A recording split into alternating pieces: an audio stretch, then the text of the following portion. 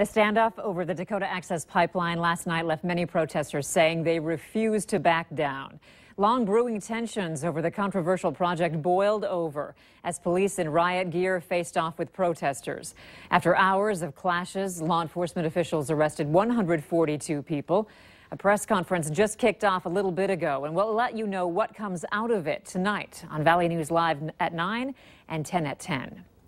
Meanwhile, more Metro officers are heading to the pipeline standoff. Fargo Police last night sent more officers out west and extended officer shifts here to 12 hours. Valley News Team's crime and safety reporter Nicole Johnson shows us how the protest is impacting Fargo streets and North Dakota taxpayers.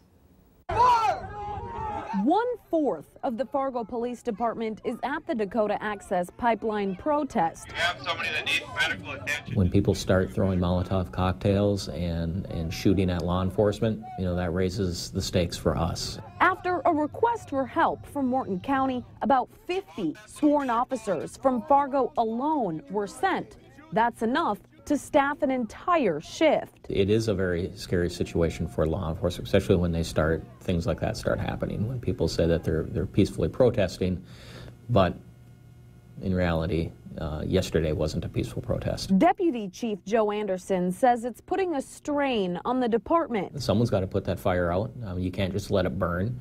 It's disrupting officers' lives who had to deploy, and it's harder for the officers left on the street to keep up. But it's not just Fargo. Highway Patrol, I know Grand Forks PD has officers out, so there's any number of Cass County. We have the resources.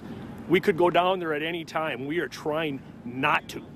It's running up a big bill for overtime pay. Morton County says it costs around $500,000 a day to deal with the protest. The state, which translates into North Dakota taxpayers, are picking up the tab, which, at last word, stands at $6 million and counting.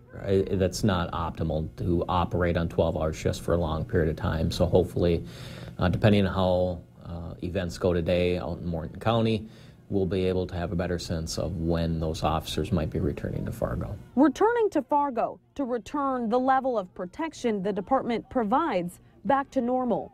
In Fargo, Nicole Johnson, Valley News Live.